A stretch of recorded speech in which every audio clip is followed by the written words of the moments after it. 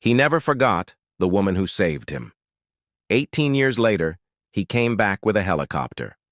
However, the rain that pounded down on Maggie Callahan's shabby farmhouse was not the soft mist that she had experienced in her younger years. As a result of this horizontal onslaught, the tin roof was covered in a furious tattoo, and the dirt lane that led to her secluded property in Nebraska was transformed into a dangerous river of muck. When one entered the building, the atmosphere was dense with the moist aroma of wood smoke and resignation. Over the course of 18 years, Maggie had been subjected to unrelenting prairie winds and severe winters, which had left their mark on the creases that around her eyes and the tired sag that she had on her shoulders. The farm, which had once been the source of pride for her parents, had become a millstone. The fields were overrun with weeds, the barn roof was drooping like a worn sigh, and the bank notifications were stacking up like leaves in the fall. At that moment, hope seemed as far away as the lights of Lincoln. The noise of the storm was suddenly interrupted by a new sound, which was a deep, repetitive thump, thump, thump that became more louder and shook the window panes as it was heard.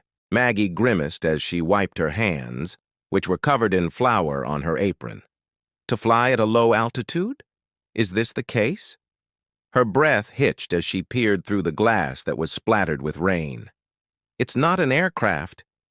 It seemed as if a sleek black aircraft was descending effortlessly into the waterlogged field that was next to her listing barn. The searchlight of the chopper was penetrating the gray murk like a heavenly finger. Sheets of water were thrown into the air as a result of the rotor wash, which flattened the tall grass into whirling patterns.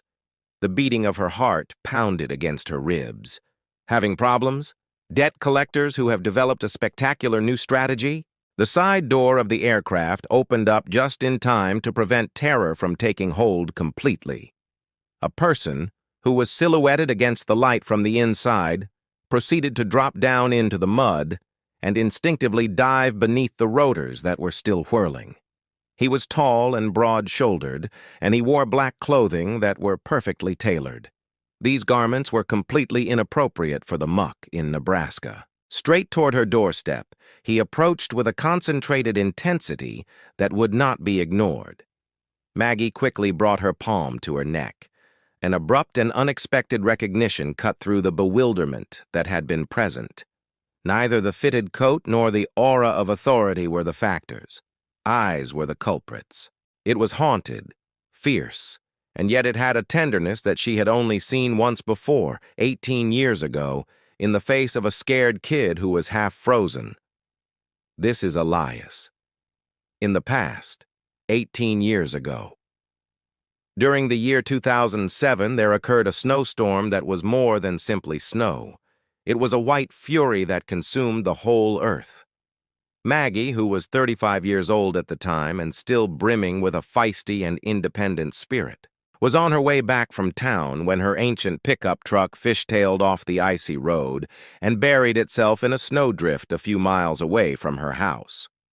The long and arduous journey back had started, and she had began it with a curse. Her breath was chilling in her scarf. That is when she saw it. A darker form in contrast to the dazzling whiteness that was located close to the frozen brook. An automobile smashed into a single oak tree with a slight hissing sound coming from the bonnet of the vehicle. A youngster was found inside, slouched over the steering wheel. The answer is a young male, about 17 years old. He seemed pale, was severely shaking, and had a horrible wound on his forehead that was covered with frozen blood. The passenger seat was vacant at the time. "What's up? Are you able to hear me?" "Over the gust of wind," Maggie shouted as she yanked the door that was bent open. Those same deep black eyes, filled with sheer animal panic and uncertainty, fluttered wide when he opened his eyelids. As he said, My dad," his teeth chattered in a garbled manner. "He went for help hours ago." The words he said were accompanied by a severe shivering. Maggie was aware of it. Under such conditions, the passage of hours was a near certainty that his father would pass away. This youngster wouldn't put up much of a fight for it. She took action despite the fact that she was exhausted. During the process of hauling him out, she was half dragging and half carrying his practically lifeless weight through the growing drifts in the direction of her faraway farmhouse. It took a number of hours. Despite the fact that her fingers were numb and the wind was snatching her breath, she felt her own power dwindling. It was the sheer, frantic weight of his hold on her coat sleeve that she recalled, as well as the mute appeal that was there in those eyes.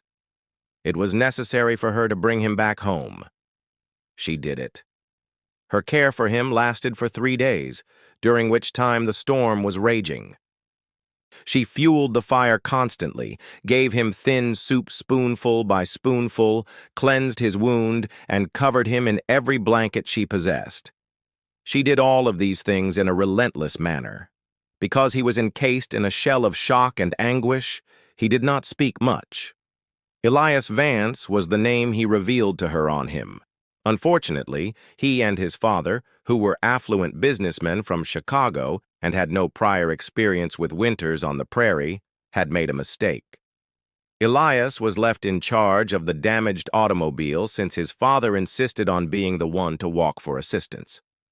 At that moment, Elias recalled the deep and unassuming generosity of the lady who had rescued him.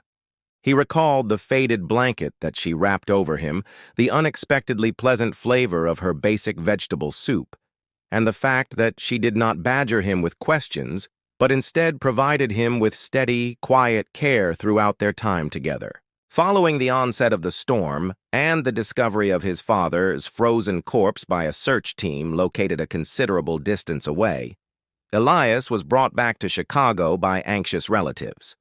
The opportunity to express his gratitude to her was never afforded to him. He never forgot her face, her hands that were weathered, or the word Callahan that was written on the mailbox that he saw as he was leaving. The guy who was standing on the porch pounded on the door with a great deal of force. The storm was tearing at Maggie's hair when she opened it, and her heart was beating like a flightless bird in her chest. The passage of time had been kind to him, transforming the childish features into gorgeous and powerful lines. Yet the eyes remained unmistakable. Despite the fact that they maintained the same level of intensity, they were now filled with deep grief and a burning ambition. "Miss Callahan?" He spoke in a voice that was low and resonant, and it cut through the wind. "Maggie?" She was unable to find her words and could only nod in response. He moved closer, completely oblivious to the fact that the rain was soaking his costly coat. "I introduce myself as Elias Vance. My life was saved by you, in the snowstorm that occurred 18 years ago, at the creek's edge." Just for a moment, his composure wavered as he took a deep breath and gulped hard. "I was carried by you. My life was saved by you." Maggie was overcome with a flood of memories, including the crushing weight of his body, the terrible fight through the snow, and the never-ending effort to keep the fire going. "Elias," she inhaled, the word resonating in her mouth in a way that was both foreign and familiar. You came back?" He made a motion in the direction of the helicopter that was idling, its engine making a low growl against the storm. "I searched for you, Maggie," she said, "for a number of years.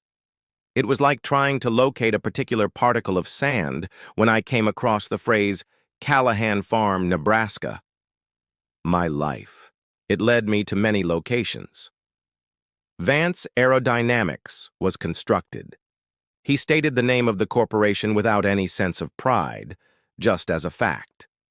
However, I never came to a halt searching. At long last, a match was found on the land records the previous week, thanks to new satellite photography and searches of local archives. He turned his gaze away from her and took in the evident deterioration of the home, the collapsing barn, and the unrelenting effort that was carved on her complexion. It was clear that he was in a great deal of discomfort. "Maggie," he whispered, his voice awash in the intensity of his feelings, "I did not just return to express my gratitude. even though I am well aware that expressing gratitude is not sufficient. I returned because you were the one who rescued me. This is not merely due to the cold. During the most difficult time in my life, you offered me compassion that was unfiltered and unselfish. I was able to remember that. I was molded by it. The space between them shrunk as he took another stride. Please allow me to repay the favor. I beg you. I am here to assist you. There were no ambiguous assurances from him. From inside his coat, he extracted a folder that was both thin and waterproof. An offer is being made here. Vance Aerodynamics has opened a brand new research and development testing center. Locations that are secluded and quiet are great. The land you own is flawless. We purchased the farm for a price that is 3 times more than its current market worth. The farmhouse and a sizable plot of land that has been completely renovated are both yours to keep. The facility is constructed with you in mind. You'd have a guaranteed income for the rest of your life, protection. During the gap, his stare remained unmoved. Or, you come with me at this moment. At this very moment. No matter where you choose to travel, you may have a penthouse in Chicago or a cottage by the sea. Maggie's life, your life. It was restored. At your discretion. Before returning her gaze to the folder, Maggie gazed first at him, then at the incomprehensible machine that was churning up her meadow. The pressure exerted on her by the years of struggle, the loneliness, and the experience of seeing everything slowly fall apart was overwhelming. This was not an act of charity. Rather, it was a lifeline that was thrown with great empathy, an effort making a desperate attempt to balance the balances of a debt that Elias believed he could never really return. It was the soup and the blanket that he recalled. When he realized that she was rescuing him in more ways than one, he realized that it was an anchor of humanity in the abyss that he was in. The tears, which were warm on her cheeks that were chilled by the rain, eventually came out. She shed tears not of grief, but of a relief that was so deep that it rocked her. It appeared as though the relentless drumming of the rain on the roof began to subside, and it was replaced by the powerful thrum of the engines of the helicopter. This was not a sound of intrusion, but rather of hope that was impossible to hope for. When she looked Elias Vance in the eye, she saw the terrified youngster he had been and the strong, thankful man he had become. He was permanently connected to her by a thread of generosity that had been braided in a white inferno. When she finally spoke, her voice was gruff but clear, and it sliced through the storm like the searchlight of a helicopter that was approaching. She spoke the name Elias Vance, and in her eyes, a specter of her former tenacity began to reappear. It would be best if you came inside out of the rain. There is a great deal that we can discuss. She took a step back and held the door open wider at the same time, not just to her home, but also to a future that she had ceased having the courage to foresee. There was no conclusion to the roar of the helicopter. Rather, it was the thundering prelude to a second opportunity. This second chance was formed from a kindness that was spoken in the snowstorm, and it was ultimately replied with the whirlwind power of a thankful heart. Despite the fact that the storm was still raging outside, Maggie Callahan was finally starting to feel the warmth of the sun on the inside after 18 years of suffering.